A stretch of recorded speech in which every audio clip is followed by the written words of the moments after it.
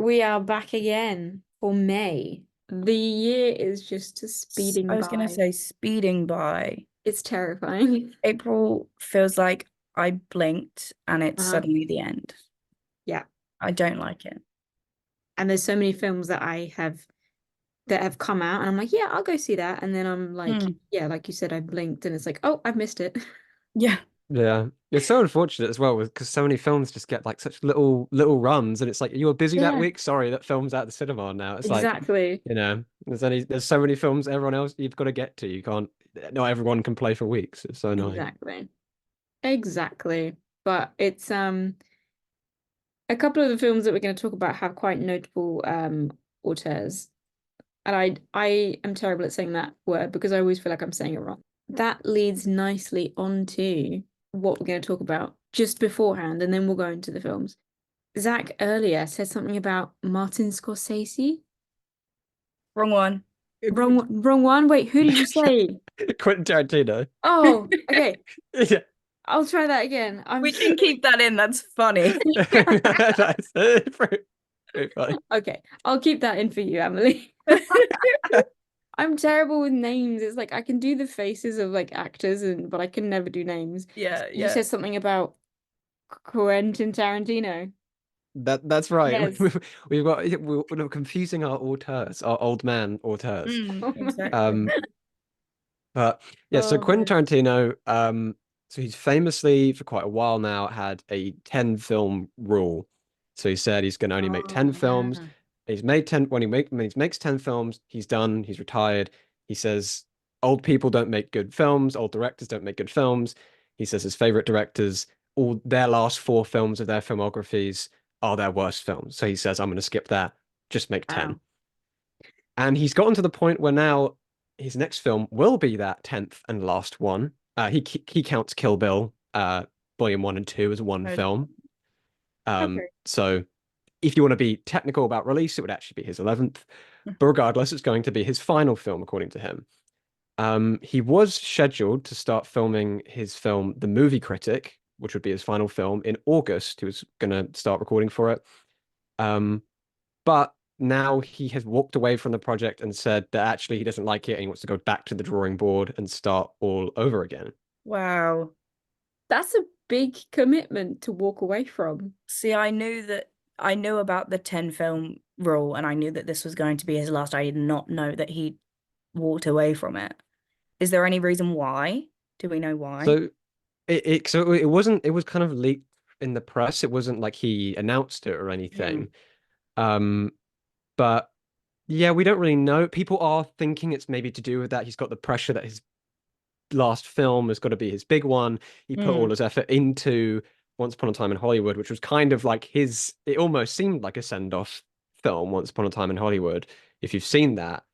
Yeah. So I think a lot of his energy was into that, and he's almost this 10th film is almost an afterthought for him. So Hmm. it's now struggling to come up with something that he's enthusiastic for.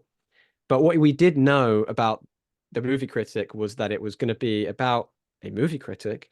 It's going to be set in California uh, in the 1970s about a film critic who writes for a porn magazine, Hmm. but has sort of quite insightful reviews, but is kind of a Right.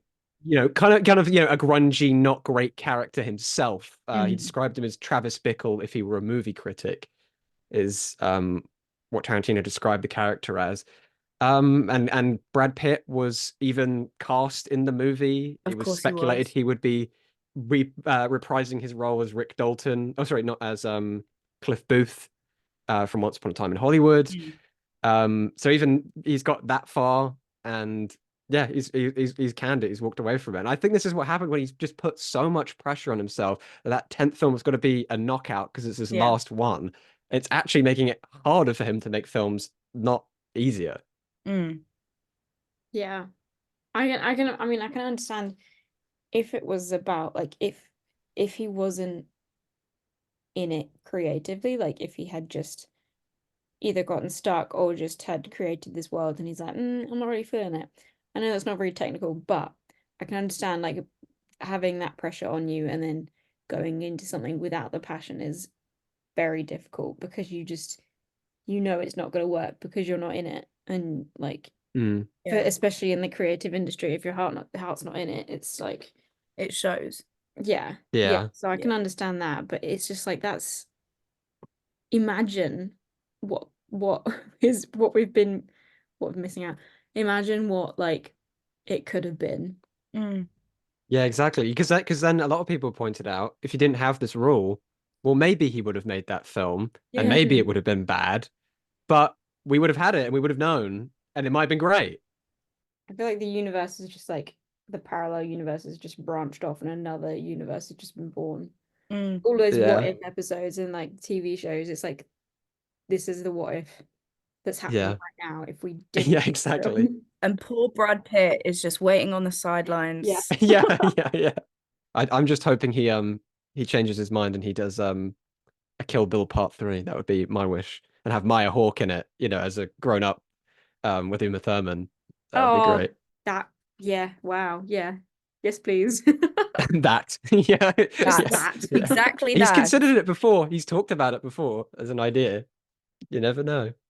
Wow, that's big. But no, Yeah. thank you for sharing because it's obviously I need to know about it. It's just yeah. The big thing for a film fan. But thankfully, not all auteur directors right now are canceling their movies. We No. do have movies to talk about. So Exactly. Thank you for that because that was really smooth. That was brilliant. I love it. I had that loaded. I Um, had that loaded. I was waiting for it. The first film we'll be talking about, again, made by an auteur director, is Civil War. So this is written and directed by British director Alex Garland. He started his career as a screenwriter. You'll know him for films like 28 Days Later. He wrote that film before sort of transitioning to directing his own material, in which he directed Ex Machina as his debut, Annihilation, and Men. He also did the TV show Devs. I think he's quite an interesting filmmaker. He's clearly quite talented. He is dealing with genre often sci-fi dystopian kind of films, but he uses these kind of setups, these settings to kind of make quite deep thematic comments. With that comes a tendency to polarize, which his last two films have been. People have had kind of mixed responses to them. Some people have loved them, some people have not loved them. And Civil War, in some sense, seems no different, which is kind of quite funny given it's called Civil War and it's got a polarizing response. So Civil War, this film, it's American independent film released by A24, who's a really big indie studio. mm, If you go to the cinema a lot, you're probably familiar with them, or at least you've probably seen their logo. This one has a $50 million budget, so it's their most expensive movie to date. It was also filmed in IMAX, so it's getting that kind of really big treatment despite being an independent movie. And that kind of big scale is kind of justified because our story follows we're in the midst of a civil war between a number of different sort of factions who are seceding from the Union of the United States. It's in this sort of near future setting. So kind of playing on political tensions that are going on in the United States right now. It's almost like where might this go? Might mm, if there were a civil war in the United States today? Our story focuses in on a more sort of individual level, though. So we have a war photographer called Lee Smith, who's played by Kirsten Dunst, and along with her colleague Joel, who's played by Wagner Moura, and a veteran journalist who they sort of end up teaming up with that they've known for quite a while called Sammy, who's played by Stephen McKinley Henderson. They kind of plan to take a trip over across the United States to interview the president, who's played by Nick Offerman, who's sort of had a bit more of a turn in dramatic roles recently, despite being sort of yeah. a comedy actor historically. Of course, his performance in The Last of Us, especially getting a lot of attention. But they want to take a trip to interview the president before Washington falls to the kind of seditious forces. They're quite critical of the president. He's been airstriking US citizens. He's been avoiding interviews for long stretches of time, and they want to get this interview before Washington falls. How things get a little bit more complicated for them when this young, kind of aspiring photographic journalist who, in some way, sort of looks up to Lee, called Jesse, who's played by Kaylee Spaney, who people will remember if you've been a listener since day one, played It's Priscilla just Presley. clicked. There we go. No way. Um, I was like, I recognize you, and I still haven't seen Priscilla, but I'm like, I know I recognize you from How somewhere. have you still not seen it? Exactly. Come on, Emily. Riley. Unbelievable. Exactly. What are you doing? I know. But she is quite good here. I mean, here she's most strikingly young looking. Hmm. Her character is meant to be 23, I think they say, but to me, I would have totally believed you said she was 17. But either way, it's kind of this kind of young, vulnerable kind of girl who's ambitious to be a war photographer, like Lee Smith is, our main character, who's going to join them on this very treacherous and dangerous journey across this warring United States. And Lee is kind of very much against this. Not in the sense that she's particularly caring, but she just kind of doesn't want to be dragged down. She's a very stoic kind of figure who's kind of scarred by her experiences as a war photographer and has become quite cynical about seeing this new war, become quite cynical about the effect her photography can have. So that's kind of the setup of the story that we're getting into. For me, it has a lot of the vibe of a lot of stuff we've been seeing recently, sort of dystopian stuff. It's like so it's a war film, but it feels more like a futuristic dystopia, despite it literally being Yeah. set like literally like modern, basically. Yeah. It really reminded me of stuff like kind of Fallout, the new Amazon show, Mm, and mm. The Last of Us, actually both two video game adaptations, where kind of, especially The Last of Us, where we have a long journey through a kind of a Yeah. dystopian society that's now all broken down, and we have a younger kind of person who is kind of rubbing up against a older, kind of more stoic figure who's sort of hardened to the world. And so the way that kind of that dynamic is quite important to to the film here, and it's almost kind of a bit of a thing if you're wondering, is Kaylee Spaney's character going to be hardened by the experiences of war and being a war photographer like Lee is, or is Lee going to kind of soften to the more optimistic and kind of happy-go-lucky or kind of ambitious nature of Jesse. And that's kind of the dynamic here. Sometimes the dynamics they do switch, like I think in The Last of Us as well, the Yeah. more hardened character becomes softer and vice versa for the softer character. So it's interesting to see. Yeah, it definitely is, and they set those characters up right away. You know, when we kind of are seeing early signs of the war, in fact, the way they meet is actually is at a suicide bombing that happens right in front of both of them.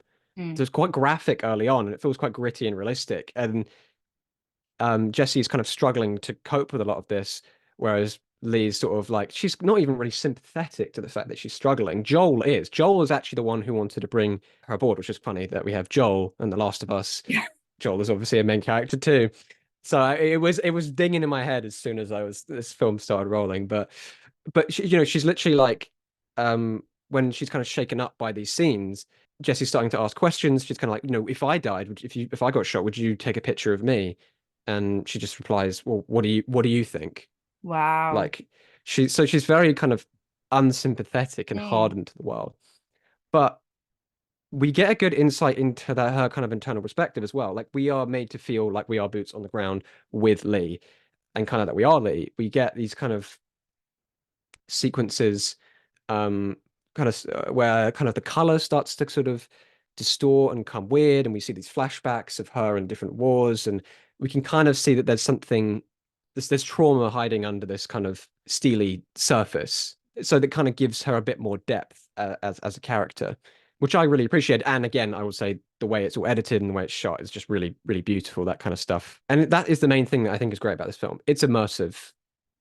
You really feel like you're boots on the ground, like you are a photojournalist who's kind of in the line of fire.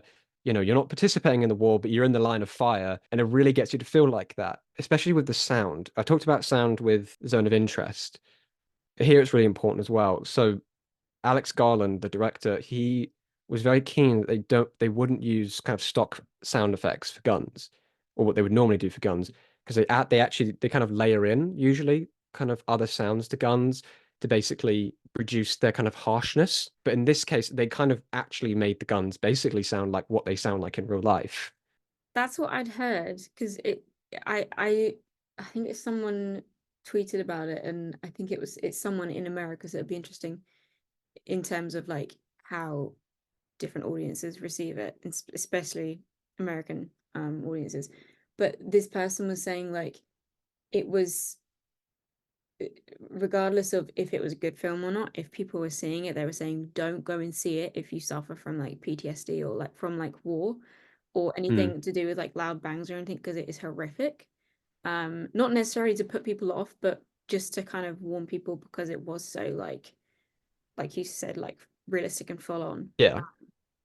No, that is absolutely right. I mean, like the sounds are they stick with you, they jolt you Yeah, when they happen. Because there are some scenes where you don't anticipate bullet fire, and then it yeah. happens, and it is quite it's quite aggressive and kind of grating to your ears. It's Mm, so yeah, I think that is probably quite a good caveat about this film. If you do not think you would kind of deal well with that sort of thing, mm. then um it might be good to skip this one. But for if you can deal with it, it does add to that immersion and that kind of Yeah, I was really gonna putting say, you through yeah. the terror of war. And that is also another great thing about the film. Going through the positives first, I do have some critiques. Is that this film is really, really tense and Mm. suspenseful. Like there are just so many scenes which just have you like kind of biting your nails, feeling really uncomfortable in kind of a good way, like in the way like Hitchcock would make you feel comfortable. You just feel like something is about to happen, and you don't know whether the kind of your protagonists here are going to get out of it or not. And there's especially one scene that has this cameo actor in it who I'll be interested to see if people at Saffron Screen recognize, because he's an actor I really like. And he's Mm. not, I believe he's actually not credited in the credits. He's been in the trailers, so I think it's fair I can say who it is. It's an actor called Jesse Plemons, who is kind of started in Oh, Breaking Bad. It's probably his big kind of breakthrough role, but he's since been in a lot of Hollywood movies. Um, and he's not but that credited.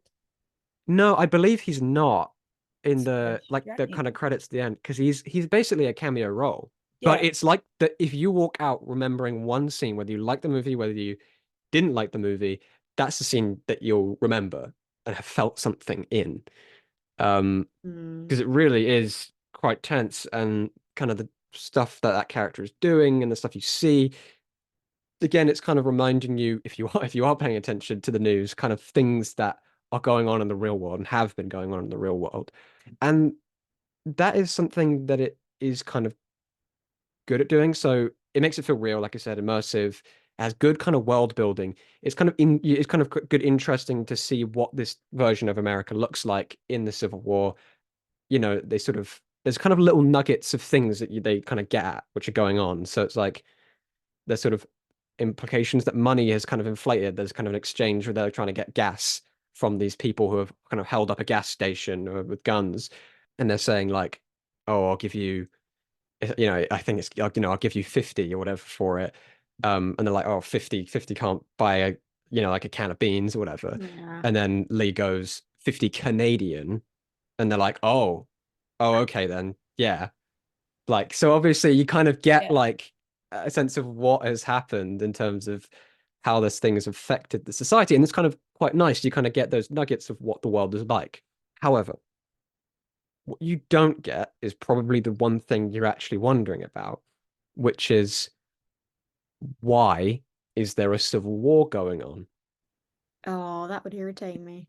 You weirdly don't get an answer to that. So you have groups like the Florida Alliance and the Western forces Mm. who are against the United States government. But we really don't get a sense of what any of these groups' politics are, what the Civil War started over. Mm. It's kind of is left absent, which is surprising because Garland has taken more obvious stances in his films before. Here, it does seem like it's driven arguably at kind of not dividing people. They want everyone from sort of any Right. political spectrum to be able to enjoy the movie. Okay. Yeah. That I think is part of it. But if they didn't want to do that, if they didn't want to take a stance, I still think they could have created quite an abstract kind of Yeah. sense of politics and what started the war that maybe doesn't relate to anything that's going on. If they really didn't want to kick up divisions in real life America, which Mm. was it was something that I felt was kind of missing, and so a lot of people have just it seems like an odd absence, and a lot of people have criticized it for kind of giving the film a lack of substance to it. You think Civil War, it's 2024, it's an election year in the United States. It's very polarized politically. There's a lot of Yeah. tensions. You think this movie, with that kind of provocative title, is going to give you something on that. It's going to make a statement about it. It doesn't. It's much more interested in giving you, in telling you about war photography and what it's like to be the passive observer who Yeah. observes war, wants to stop war, but is ultimately powerless to do anything and has to just watch it happen and become hardened. Yeah. But it's more interested in the tragic nature of that and our characters. In some way, that makes our that they trying to, invest us more in our characters than in our kind of grand scale politics. It's much more granular. But for me, these kind of end up, although they're kind of interesting ideas, for my money, they kind of end up being a bit, the arcs are a bit cliched and predictable to some extent. You get to a certain point in the movie and you kind of know certain things are going to happen with these characters and their experiences of war, which I think is unfortunate. And because I'd say the characters aren't themselves brilliantly written, but they're carried by quite good performances. And I wouldn't be surprised if this film did get some, not that I would personally give it to anyone, but I wouldn't be surprised if Kirsten Dunst, they throw her in a nomination for best leading actress, that kind of Yeah. thing. Yeah. But yeah, I found that element of it a little disappointing. Yeah, because it's quite nice that um recently it's well, recently that I've noticed, I feel like a lot of media fiction and non-fiction, unfortunately, is focused on the journalists. Mhm. Especially obviously everything that's going on in the world right now, people are crying out that if there were no journalists, like none of this would be recorded for history. Yeah. Mhm. And then there's like in terms of fiction, there's a TV show that's I think it started airing a couple of months ago. I think it's an American series and it's Warner Brothers and I think it's on HBO Max. It's called The Girls on the Bus and it's all about like the women journalists basically following like a political race. And obviously yes, there's like who's sleeping with who, like blah blah blah blah blah. But it is like the down when you get down to it, it is about the journalists and how important these journalists are in terms of recording and like investigating. And Mhm.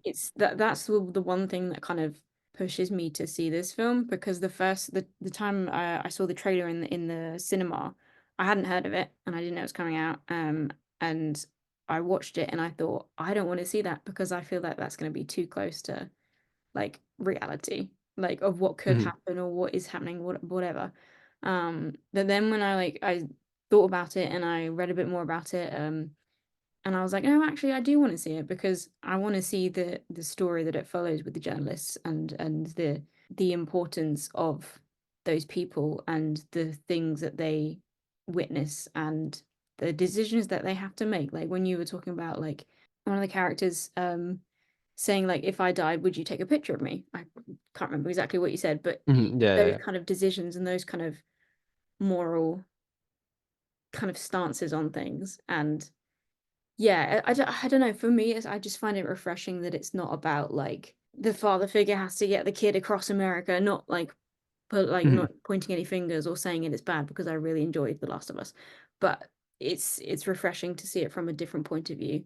Yeah, I mean, I'd certainly say if you go into it with that mindset a little bit more, I think it has a slightly different take on kind of the power of journalism, if you like. And again, Yeah. there are those elements of sort of the, parent-child kind of Yeah, yeah. arguably bit of that going on. But yeah, I think if you take it with that in mind, you go, okay, this is a story about war journalists and what it's like to be there and sitting and taking pictures of the most brutal scenes you could ever Yeah. see and doing nothing about it while being in the line of fire yourself. Hmm. If that's what you're going into it thinking about, you'll probably enjoy it more than probably I did. I still enjoyed it quite a lot overall, Yeah. but you'll probably enjoy it more than me because I was thinking it's going to be this grand statement about this and that, and it's going to have something to Yeah. say, and there's going to be this, it's going to be about the Civil War. It almost seems like it's hijacking that phrase and hijacking the tension of politics currently Mm. to make this film about war journalists, like because it knows that's people are going to go into the cinema to see a film about an American Civil War. because of what's going on right now. But it almost could have just been made about, a fictional war in a foreign country. Like Mm, between two warring nations, even not even a civil war, mm, easily you could have just as much set it back. You could have set it in any of these countries that we see Lee was in before, taking these kind of pictures. yeah. Like, but they obviously choose to use civil war, and so I think people had quite different expectations for what it was going to be. But overall, yeah, I would say it's worth the watch, especially if you're a fan of kind of suspense and kind of tension and that kind of grittiness of those big kind of scale action scenes. Again, impressively use their budget considering it's 50 million. Yeah. Um, and you've got tanks and helicopters and everything in it. So if that's kind of your thing, you like tense stuff. Yeah, you like kind of tense things. You like war movies even, and you kind of go in it with the mindset that it's not going to be the most political film, despite the title, then you'll probably have a lot better time with it. I was just gonna say it is very Alex Garland, isn't it? The kind of close to home, like realistic dystopia. You've got like Ex Machina, which is AI, which is very, very close to the world we're in at the moment. And so I think it was probably very intentional for him to choose a Mm. situation that is extremely realistic. And it is something that I like about his films. So it will be interesting to see if this hinders it for me. The fact with what you're saying about how it doesn't necessarily lean into explaining the Civil War itself.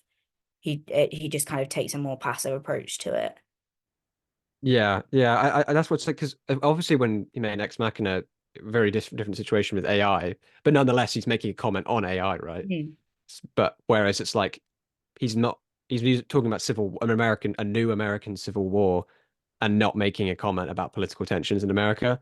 Mm, Right. So it is quite different. And I think that's why a lot of people were surprised because, like you say, he will Yeah, usually, men as well. He's like, okay, yeah, he's making a comment on something here as well. Um, whereas here he doesn't really seem to be, and so some people have kind of criticized him for being maybe timid to some degree. Of course, he's British as well. We should, but Rich, it's kind of exactly. strange that he's the guy who wrote and directed a film about an American Civil War. that's what I thought when you said it earlier. Yeah. Anyway, so yeah, no, I'm really looking forward to seeing Civil War, which is on Saturday, 11th of May at 2:30 and Sunday the 12th of May at 7:30. So Civil War definitely caught my attention. But another one, wait for it. Another film that's caught my attention and another film that we're gonna bounce to is a film about tennis. Oh my So gosh. I'm gonna rest the puns for a while and I'm gonna relieve you of that agony of listening to my puns. And Amelie's gonna talk about challenges while I think of some other tennis jokes. Go for it. That was truly brilliant. Thank you. Oh God. So, Challenges is written by I I don't think I'm saying this one right. Justin Koritsky and directed by Luca Guadagnino. I don't think I'm saying that right. I apologize to all of Italy if Just all I'm of it. not. Not just him, just all of yeah, every Italian. Best known for Call Me by Your Name and Bones and All recently as well. Oh, And it's okay. Mhm. starring Zendaya, who everyone knows and loves, as Tashi Duncan. Mike Feist, fresh off of, I think he was in West Side Story last, who's Oh, Art Donaldson, and Josh O'Connor, who is, I think, best known for The Crown, playing King Charles in The Crown as Patrick. Tashi Duncan is a tennis coach. She was a promising young player. She was headed for stardom. She was, as quoted in the trailer, going to make her family millions. And she suffers from a knee injury, and suddenly her entire future's gone. She can't play tennis anymore because of this injury. And so she becomes a tennis coach.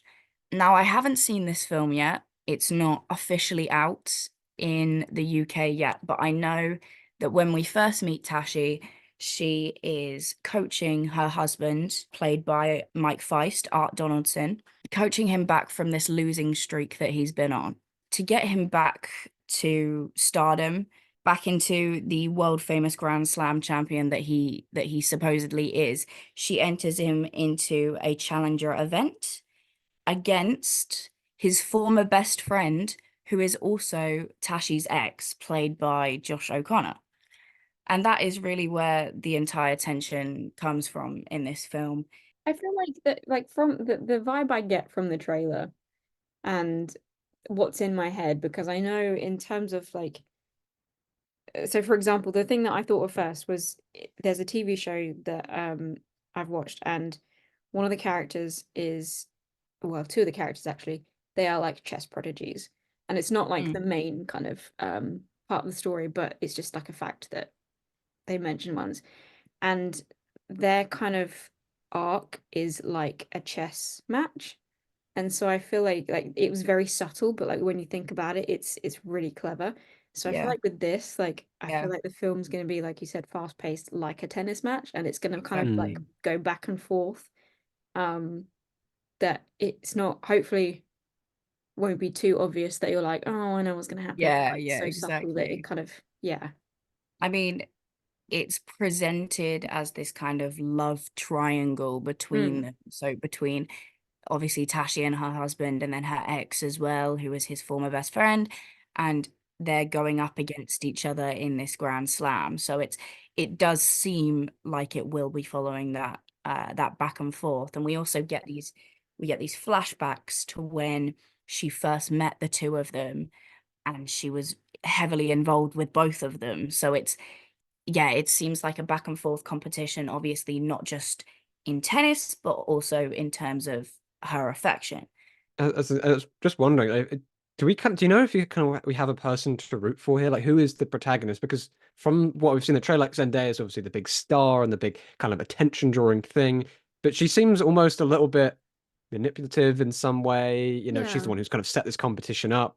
It's like, so I don't know, who are we latching on to here as our kind of our surrogate in this film? Who do we want to win? I don't know. Is it an open question? This is the thing. I haven't been able to, I thought I would have been able to figure that from some of the reviews, things I've seen about it from the trailer.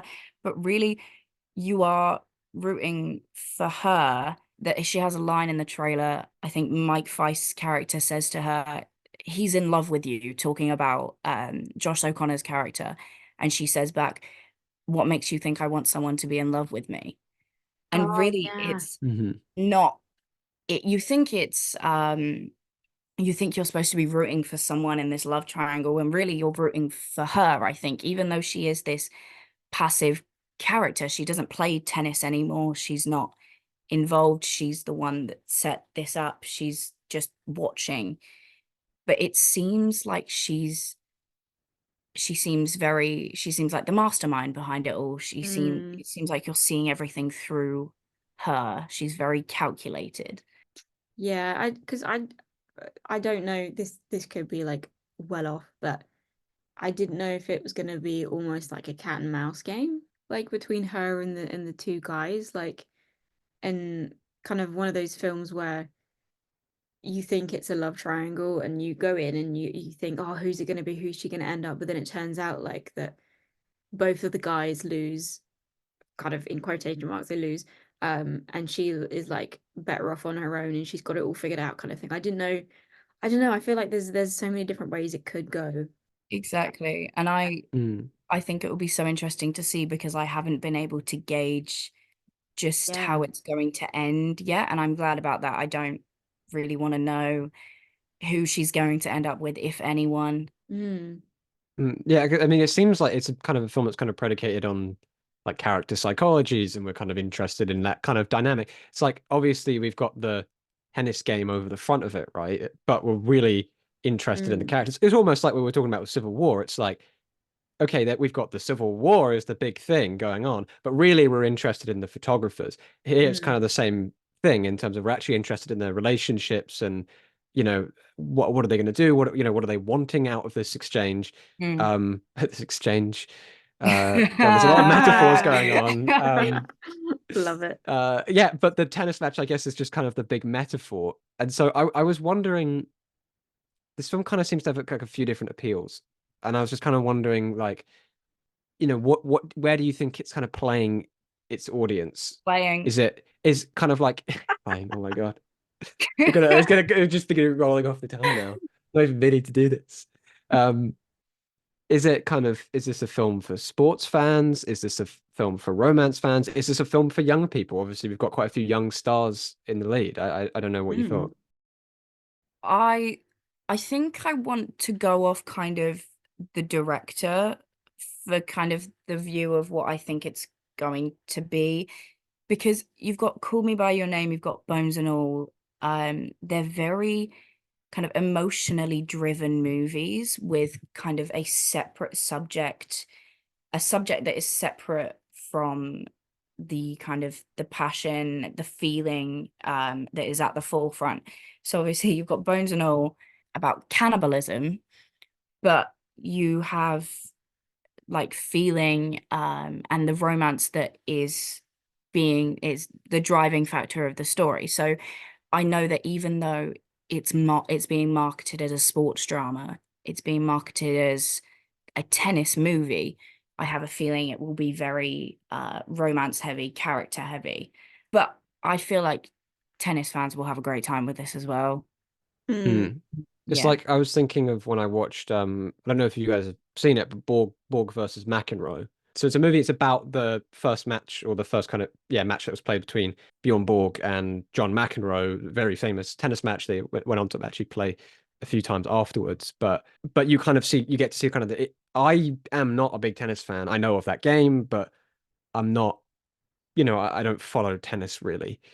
And I was able to enjoy that film because of the psychology of the characters, the competitiveness, the what, because it was sort of like you could kind of you saw their upbringings and you were kind of like, oh, I know why he needs to win this game. Like I Mm, understand that. And so mm, you just vibe with it as a character. It's like Rocky, right? Rocky, people love yeah. Rocky, root for Rocky, and they might even say, "Oh, I really hate boxing. I would never watch a boxing match." And it seems to be that this is kind of the same thing, where it's kind of wearing the clothes of a tennis movie. You'll kind of enjoy the tennis match, if you're a tennis fan, kind of like in Rocky, if you like fight scenes and you like boxing, you probably enjoy the fight scenes in that.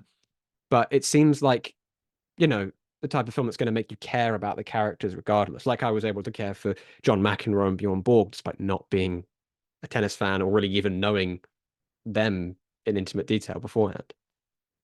It always fascinates me with like films like this that well, with every film really, but it always fascinates me to think about how, again, different audiences will receive it. So like how is a tennis player gonna watch it and what are they gonna be looking out for? Like obviously they'll be looking out for like if it's accurate to the sport. But then like how is someone that doesn't like sport, has never done sport in their life, how are they gonna watch it and are they gonna be put off by the fact that it's tennis? Or like if it's a if it's civil war, like how is someone that's been in the army going to sit and watch it or has been overseas to fight? And yeah, that's just my brain doing like somersaults, but Mm. it's just yeah. No, it's interesting, isn't it? Mm, Different interpretations of the same movie and how yeah. No, some I love things it. are some things stand out to different people depending on kind of your life experiences. And Hmm. obviously, someone who's a tennis coach will be Yeah. focusing more on um how Zendaya's character uh is coaching her husband rather than uh kind of a a regular non-tennis player audience member will be Mm, focusing less on that and more on the drama side of it. yeah.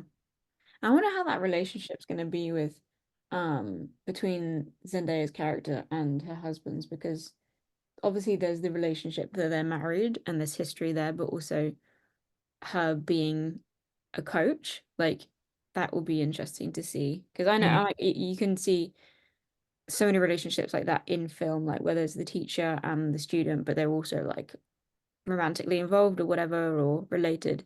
Um, and sometimes it works, sometimes it's not even like addressed, and then sometimes it just doesn't work. Because there's a lot of tensions, obviously, that Yeah, can rise from that. And yeah, especially when she is so, um, she's so involved also with the person he's going against. yeah, There's so many tensions that can rise there, and it will yeah. be really, really interesting to see. I really can't wait. I mean, this is a movie I've been looking forward to for 2 years now, so I'm very, very excited to see it.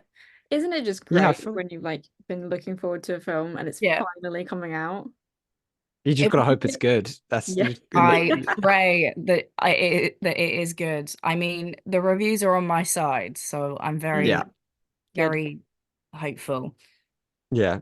And I think with the people involved have got a good, or at least for most people, have got a pretty good track record. So Very solid cast there, and obviously a very solid director. Now, a review from the Financial Times have said that for all the star power on screen, the script by Justin Kuritsky spotlights itself. These puns are his three-hander is taught as a stage play, but plays cinematic games with time. Bonanino makes a splash more subtly. The mood is so giddily carnal, you only realize later how little actual sex we see. And the film turns out to be a tennis movie and more than that in witty, surprising ways.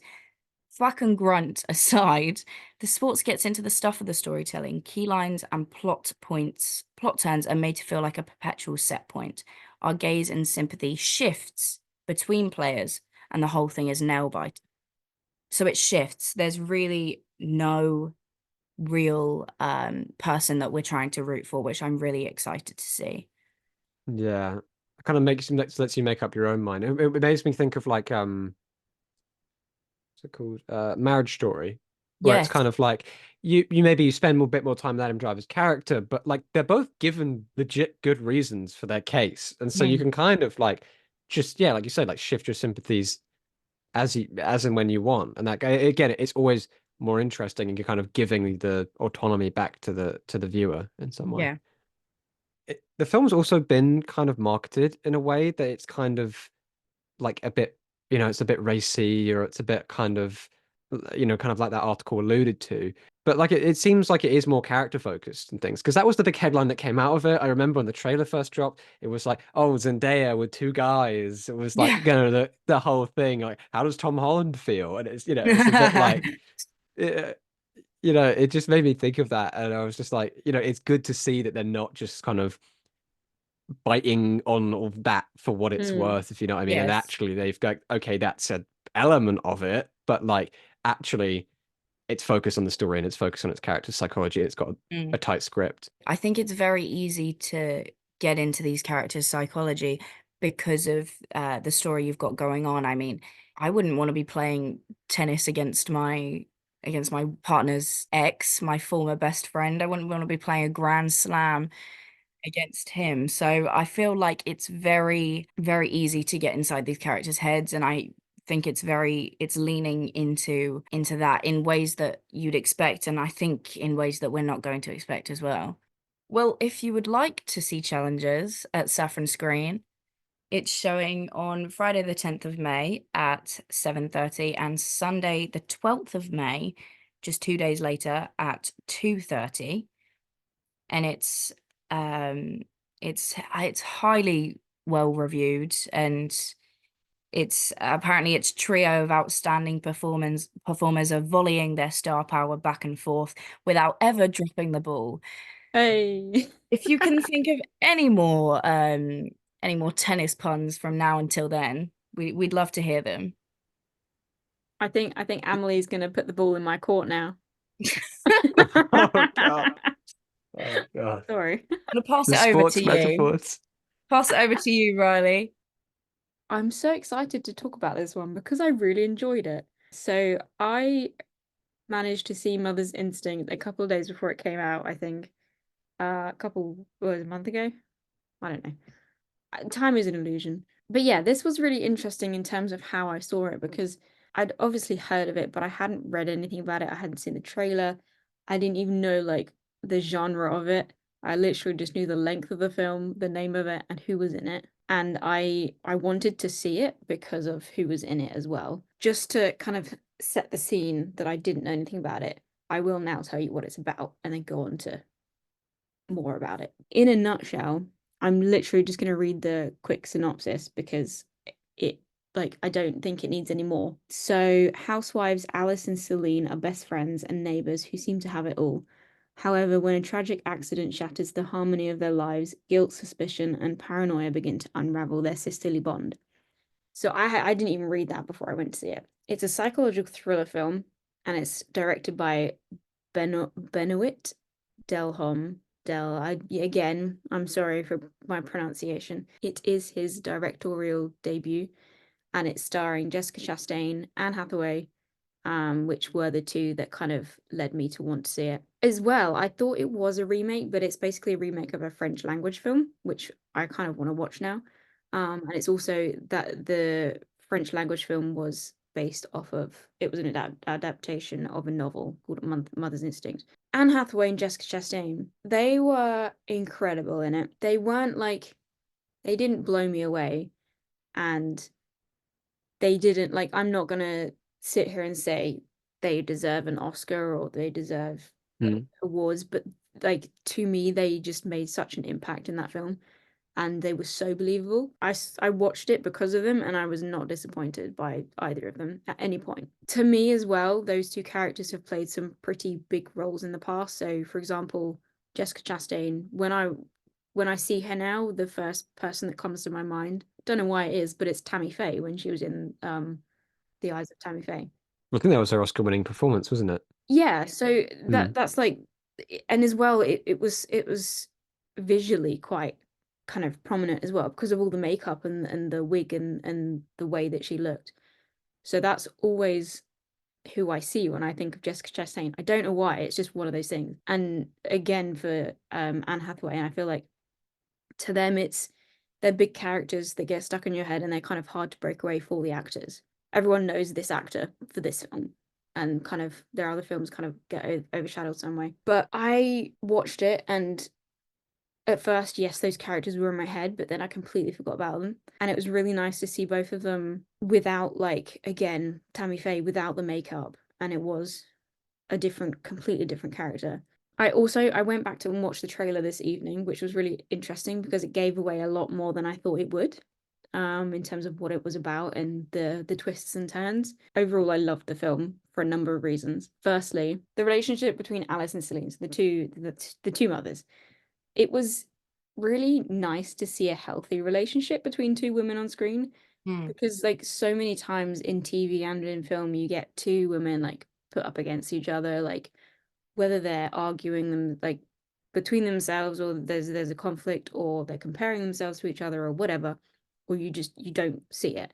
And Mm. it was really healthy because there was one conversation in particular, I don't even remember the actual context, but one of them was having a moment and I think they were quite upset about something. And the other one approached it in a way that you wouldn't automatically think of approaching it. So, for example, if one character was really grumpy with the other one, this is possibly what happened. I think Alice got really angry, and she was a little bit tipsy, and she said something to Celine that she probably shouldn't have done, in terms of like insulting her or whatever. Celine turned around and kind of acknowledged, "You're a little bit tipsy. You're not in the best place. You didn't mean that. Like, let's talk about this another day," kind of thing.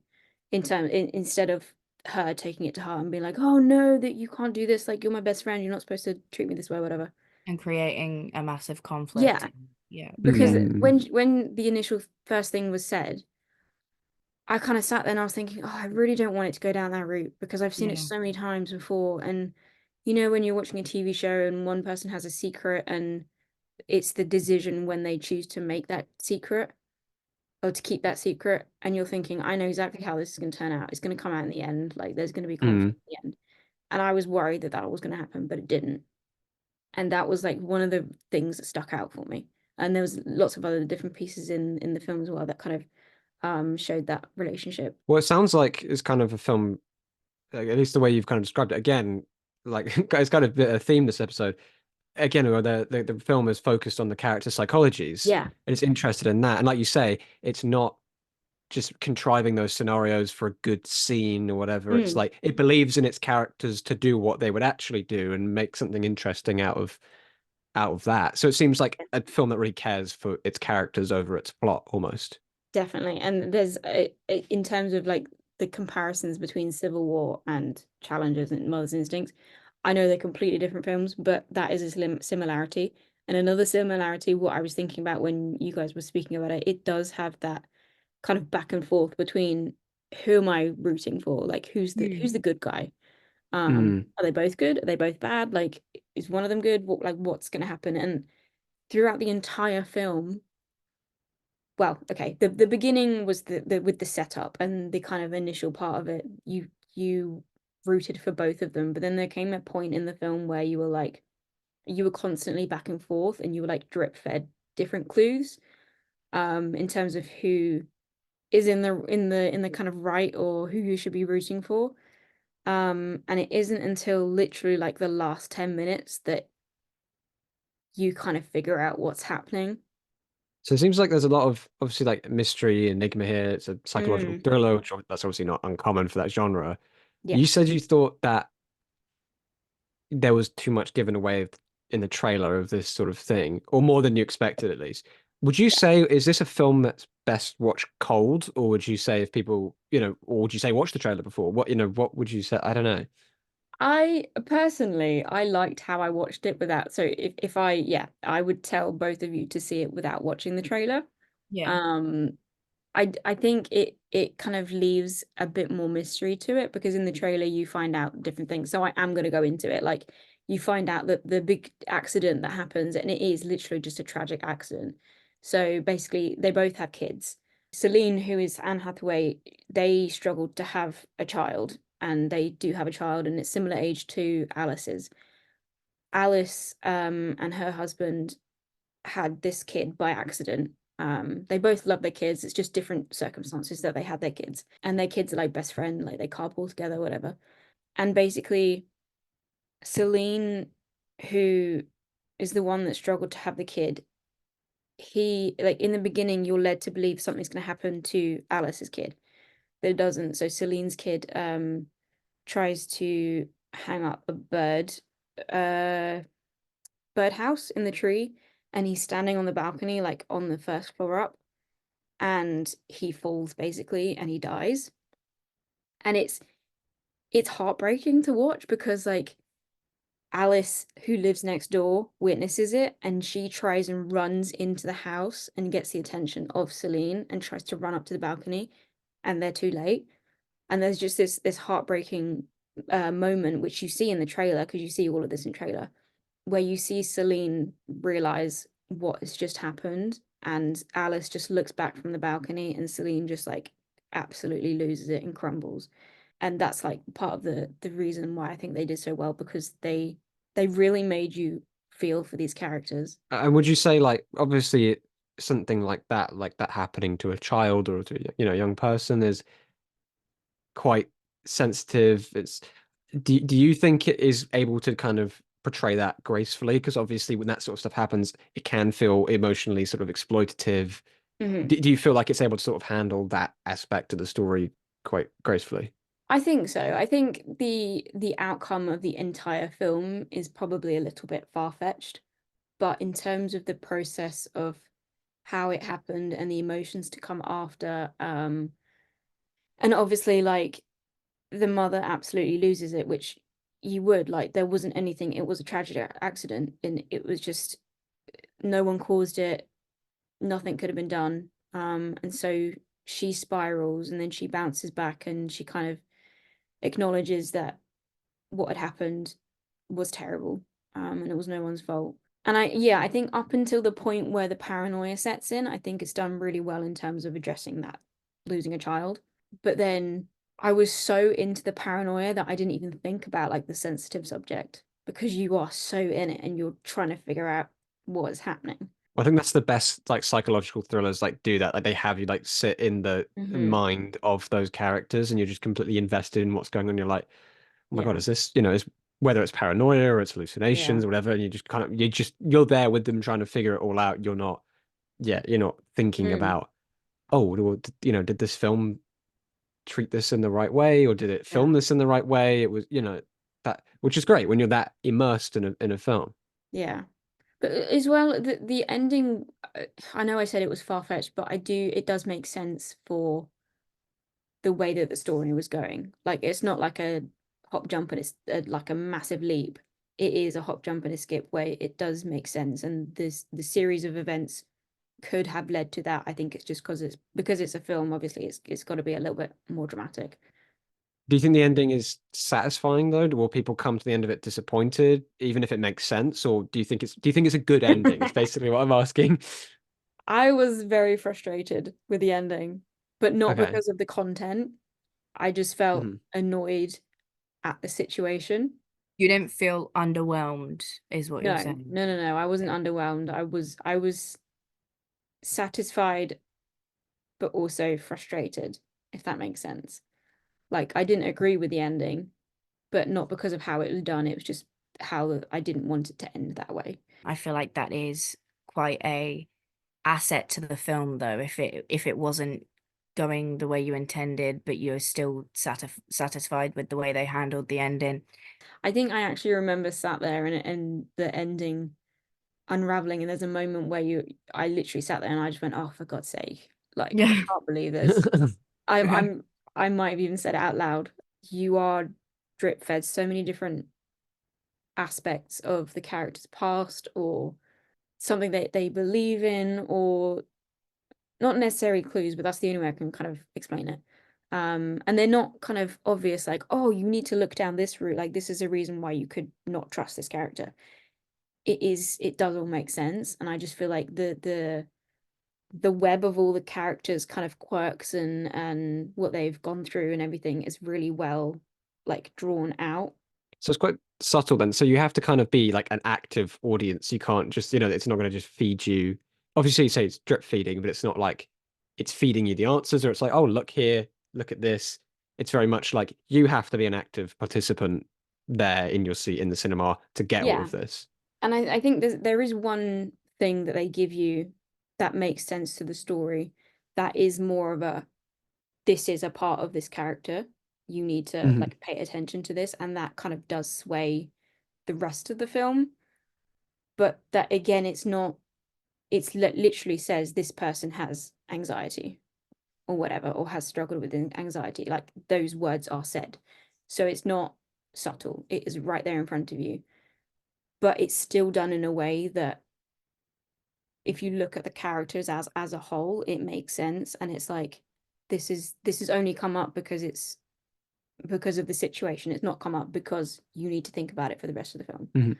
So yeah, and I think the another reason why I loved it was the story to me was really unique. Like I haven't watched something like that before or in a while. Like I'm sure there are similar films, but it just felt fresh to me because it wasn't romantic. It was about like best friends with a sister bond.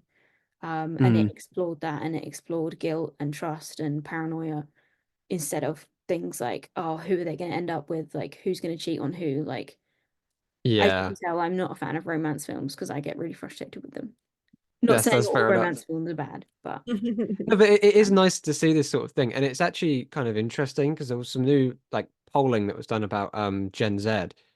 And Gen ooh, Z, more than any generation, actually wants to see more platonic relationships on screen Yeah. mm, and feel a bit upset with some sort of forced romance and forced, kind of other things.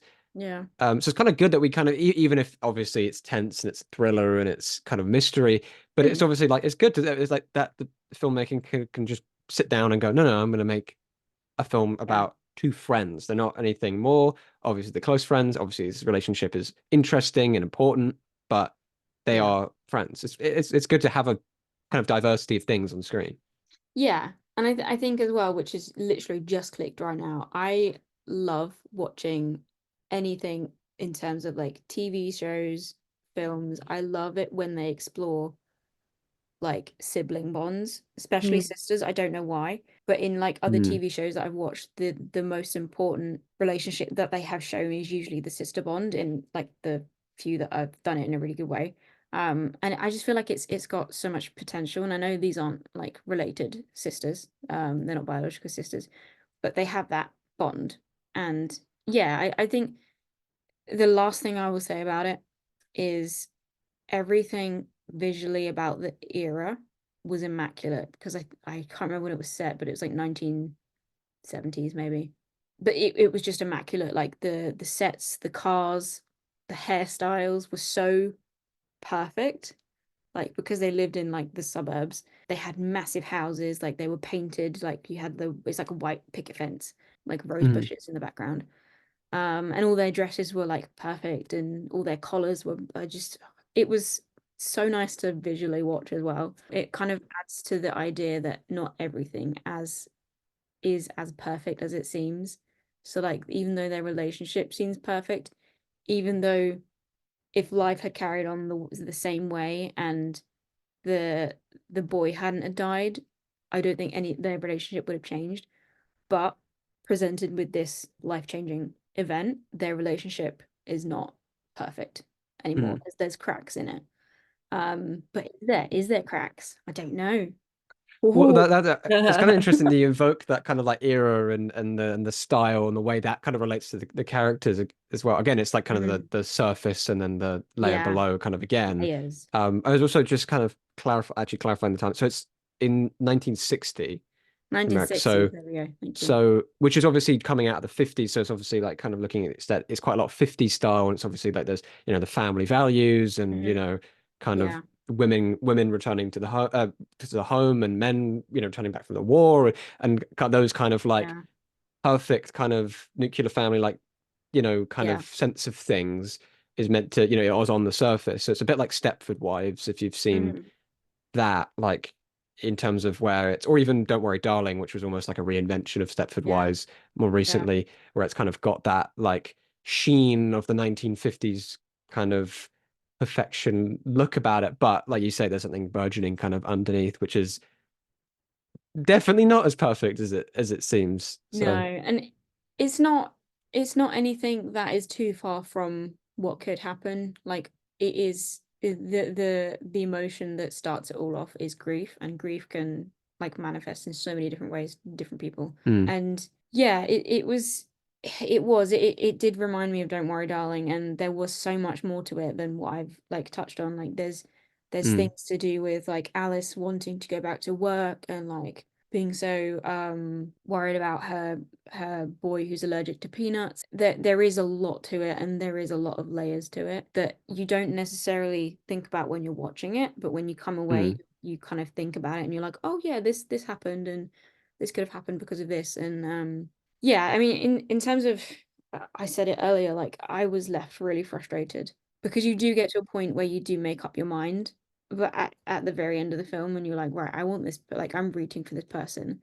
And I was also almost at the point where I was sat on the edge of my seat with like throwing my popcorn going, go on, you can do it kind of thing. how does the film kind of make you feel overall? Because obviously there's a lot of, like you say, there's the kind of these there's a lot going on, and like is this a film that's just going to make us feel miserable the whole time we're going to watch it, or is it like, obviously you're quite engaged with it, but I'm just wondering, is this kind of a depressing movie?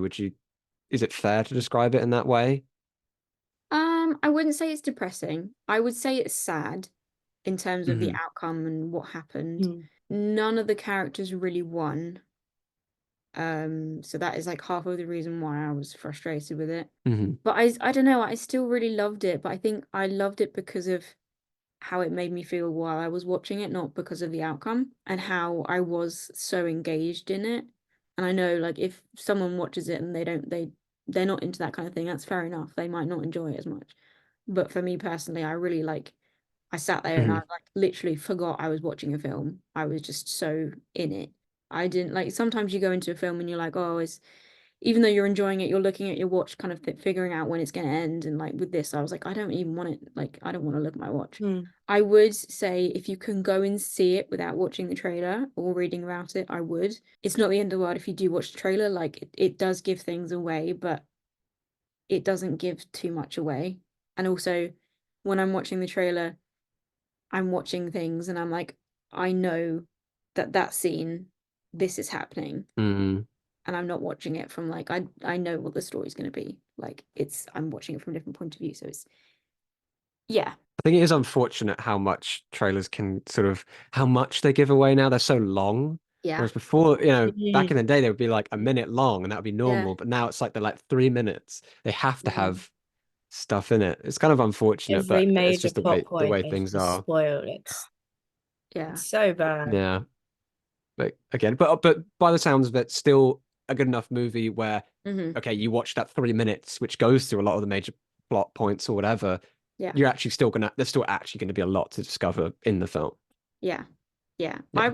I would probably watch it again. I probably wouldn't watch it more than twice, like so close together, but I would probably watch it again. So yeah, it's definitely worth watching, and I really want to see what people think about it if they've watched the trailer versus if they haven't. Yeah, so this one is only on once actually, which is Sunday the 5th of May at 7:30. I think it's a good film for Saffron Screen audiences. Hopefully it'll do really well because it's got that kind of mystery to it and that kind of it sounds so much fun to be a detective, right? I would love to be a detective because in my head it's like, oh, looking for clues, like all of this with Yeah, magnifying yeah, glass. And I feel like it's that kind of audience that we have at Saffron Screen. Like people want to come and they want to think about what they're watching. So those are some of our films that we will be seeing in May. We hope to see you there. We're excited about all of them and excited to see what you guys think of them as well. But May also does bring some more films besides the ones we talked about today. We have some great family films, especially during half term. We have the Garfield movie, which stars Chris Pratt, Nicholas Hoult, and Samuel L. Jackson, screening from May 25th. And we also have If, starring Ryan Reynolds, John Krasinski, and the great Phoebe Waller-Bridge, screening from May 24th. There's also, it should be noted, a relaxed screening of the Garfield movie on Sunday, the 2nd of June at 2 p.m., and a subtitled for the hard of hearing screening of If on the same day at 5:30 p.m. May also celebrates 25 years since the release of The Phantom Menace, and we will be screening Star Wars Episode 1 at both 2:30 p.m. and 7:30 p.m. on May the 4th. Dressing up is encouraged, and there might be a little bit of a prize for anyone who decides to come along dressed up. It's perfect for any lovers of the franchise and even parents introducing their kids to the franchise for the first time, anyone who hasn't seen it, and anyone who kind of enjoys a nice little event trip out to the cinema. So we hope to see you there.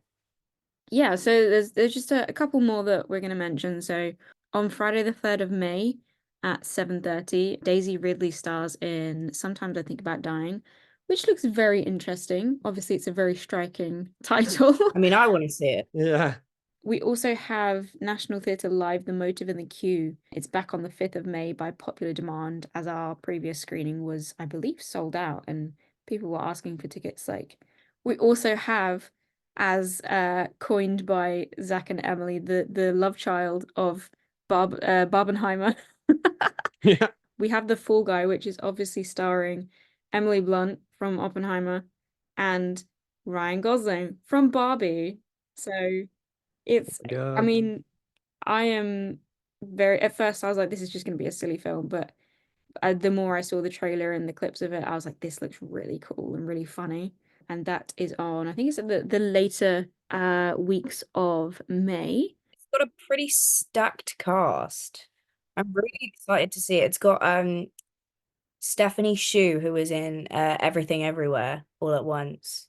Oh, yeah, yeah. Yeah. Aaron Taylor Johnson as well. So I'm very excited for it. It's been on my radar for quite a while, so I'm looking forward to it. Yeah, I feel like it's going to be a film that kind of almost takes the mick out of itself as well. Like Definitely. there's going to be big Mm. explosions and like cheesy jokes and everything, but Also, just as a point of view, like from our point of view, like we're really interested in the practical side of like film and camera work, and obviously it's Hmm. going to show you that side of it as well. Yeah, and Um, the guy who directed David Leitch, I think his name is a mm. former stunt guy. Yeah. He's Oh, Brad wow. Pitt's former stuntman. Oh, yeah, no, I did hear that. So, who also Yeah. directed Bullet Train with Brad Pitt. So if you're probably a fan of the kind of camp action of Bullet Train, you'll I probably love that movie. like The Fall Guy Controversially, as I well. loved that movie. Controversy. I have different opinions, but I understand Oh, We will people. not go into that. I'm kind of still looking forward to The Fall Guy though. It looks like more my thing. So well, that's on, so it's on twice. We have it on Wednesday, the 29th of May at 7:30 and Saturday, the 1st of June at 7:30 again. So I will be booking my tickets for that. I'll see you Um, there. yeah, I'll see you there. all I have to Yeah. say is just Cillian Murphy, Margot Robbie, Get on it's your it. move. What are you doing? It's Yeah, your move. that's all I'm Yeah. saying. Oh dear. Let's go. Come on. The- Hurry up. Yeah, come on. We need the Come sequel. on. We're Oh, I waiting. love it. Yeah. The last thing I will say is that we now have a Letterbox HQ account so it's at Saffron Screen. So Woo! we are Let's very go. excited to have it. We already started adding things on there. So we've put some kind of stories on there, which are kind of articles, I guess. There'll be more of those.